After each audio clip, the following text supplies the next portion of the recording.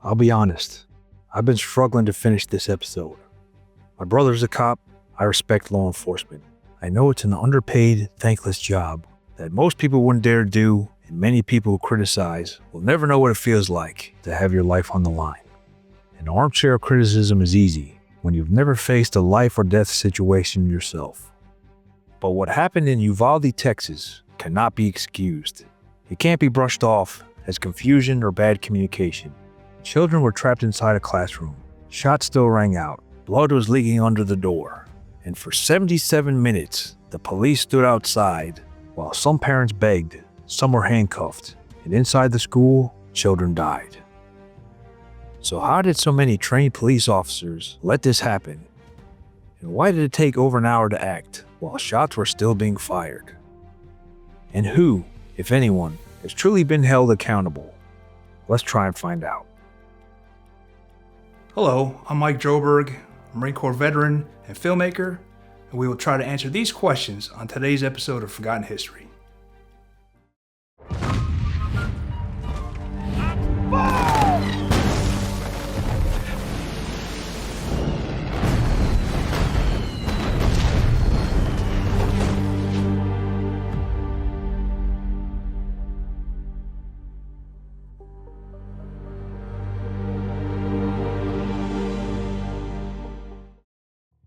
On May 24th, 2022, on the last week of school at Robb Elementary in Uvalde, Texas, kids were winding down, looking forward to summer. The weather was hot, the mood was light. No one knew a monster was coming. His name was Salvador Ramos, 18 years old, isolated, angry.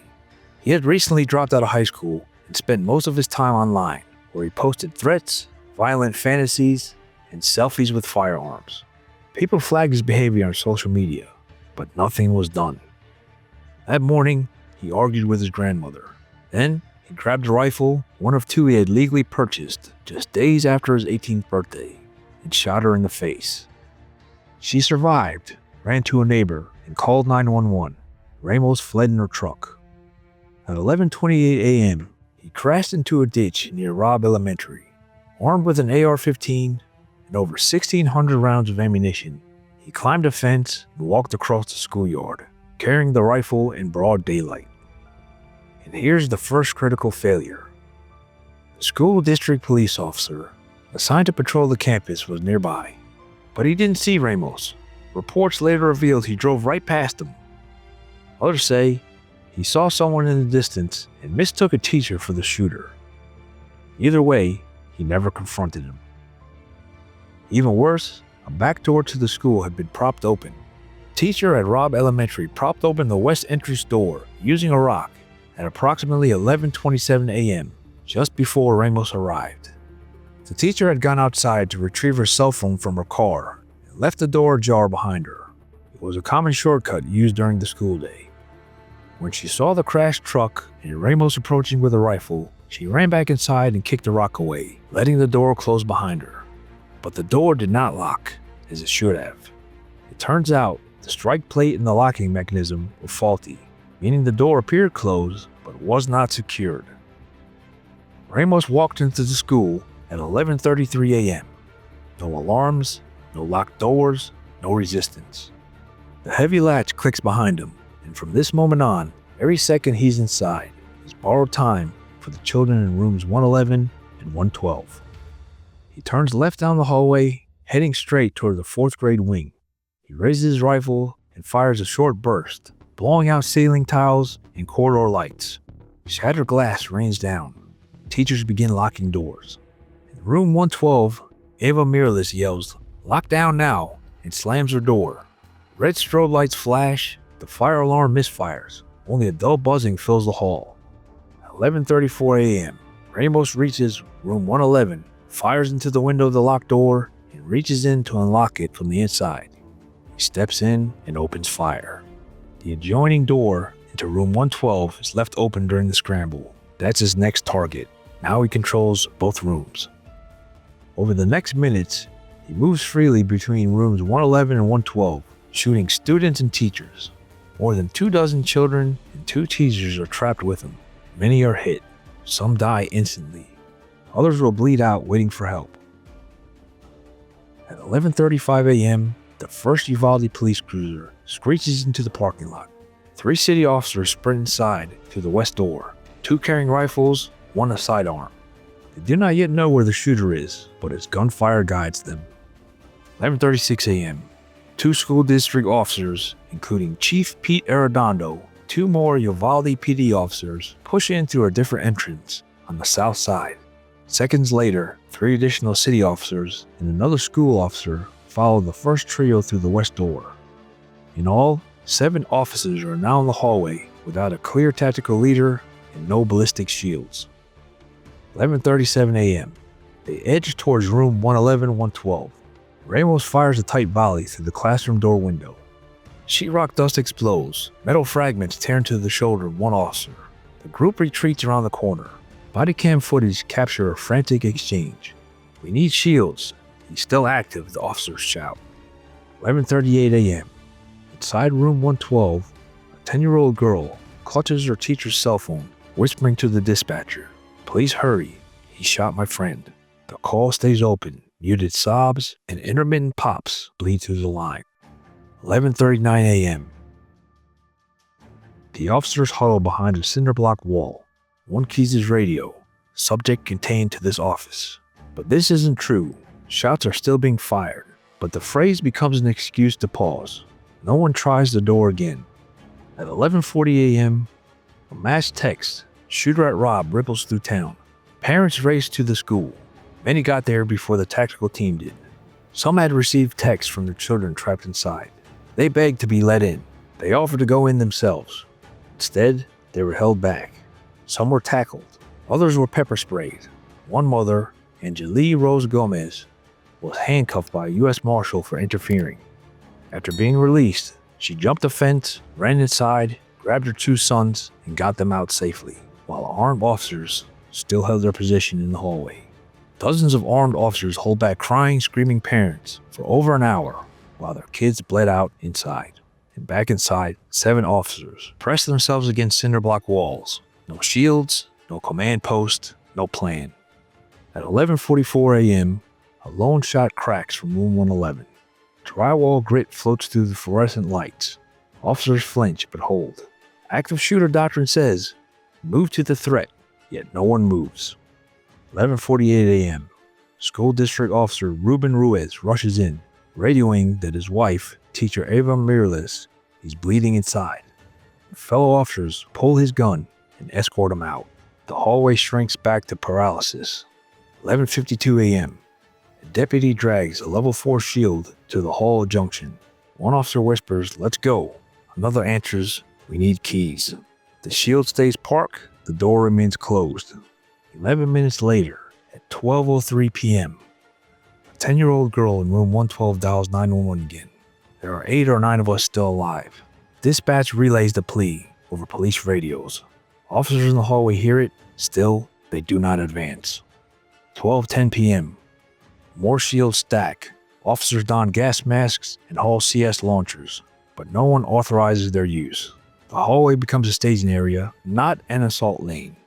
12:15 p.m. A dozen Border Patrol tactical agents, BORTAC, equivalent to police SWAT, some off-duty, enter with breaching tools and medic kits. They're ready to go. They offer to breach almost immediately, but were told to stand down by Police Chief Arredondo. 12:21 p.m. Muzzle flashes flicker under the classroom door. 4 rounds.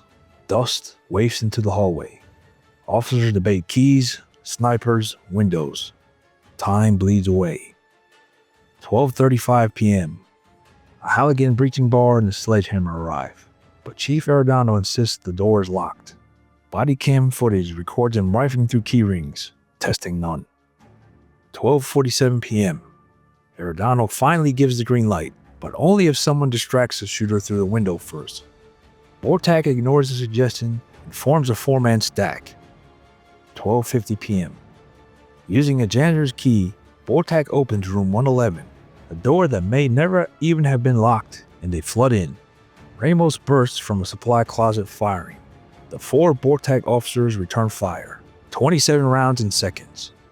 Ramos falls. Children, still alive, or carry past rows of officers who never stepped inside.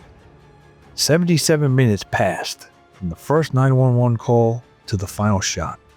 400 officers answered the radio. Only 4 crossed the threshold. But why? Was it fear? Was it broken leadership? Was it a national climate still raw from George Floyd's death 2 years earlier, with defund the police chants echoing, and a brand new White House ordering tight oversight that pushed officers into a cover-your-ass mode? Whatever the excuse, it doesn't really matter. Because like me, you took an oath. And part of that oath was to protect the community. Not just when it's easy, but when it's hard, when it's dangerous, and even when there's a chance you might not come home. In the hours after the breach, state officials gave a press conference, full of praise. They credited officers with running towards gunfire, called it a textbook response, and claimed the shooter had been engaged immediately. Well, none of that was true. Over the following days, the timeline fell apart. Footage leaked. Parents spoke out. The Texas Department of Public Safety began to change its story, again and again.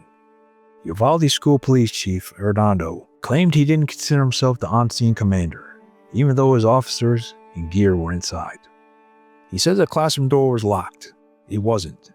He said they were waiting for keys, but they had them. He said he was making decisions to preserve life, but the only people whose lives were preserved were outside the door. Texas Department of Public Safety Director Steve McGraw, under mounting pressure, finally admitted, the on-scene commander made terrible decisions. There's no excuse for that. In January of 2024, the U.S. Department of Justice released a 600-page report confirming what the public already suspected. There was a lack of leadership, training, and coordination, systemic breakdowns in communication, and a failure to prioritize innocent lives.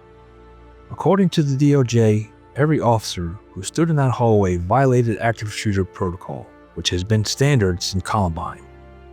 The first priority is to stop the shooter, not to wait, not to contain, but stop. Chief Arredondo was fired 3 months after the massacre. Uvalde's entire school police force was suspended, and a handful of other officers resigned or were reassigned. But as of now, no criminal charges have been filed. Families of the victims have filed multiple lawsuits, including against the gun manufacturer and the Uvalde police. Robb Elementary has since been demolished. The survivors, many are still in therapy, and some may never return to school. And despite the public outcry, key agencies are still hiding the truth. The city of Uvalde only released body cam footage, 911 calls, and internal emails 2 years later, after losing a lawsuit to a group of journalists. And they did so against the wishes of District Attorney Christina Mitchell, who argued that releasing records could interfere with the prosecution of 2 school district officers, including the former chief. But attorneys for the news organizations say there's no evidence to support that claim, and under Texas law, those records are public. Meanwhile, the Texas Department of Public Safety, the school district police, and the Uvalde County Sheriff's Office are still fighting to keep their records sealed, so we're left with a partial picture. Over 19 children and 2 teachers were trapped inside for over an hour. At least some of them were still alive, well into the standoff. Some called 911, some bled out. The officers outside had rifles, shields, training, radios, but they didn't have the one thing, the will to act. So here's the question. What would you have done if your child was behind that door? And if the answer is, I would have gone in, then why didn't they? Before we end this story, we must acknowledge the victims, because if we're going to talk about the failure, we need to remember who paid for it. These weren't just students and teachers. They were sons and daughters, brothers and sisters, people with dreams, birthdays, and futures that were stolen. So here they are.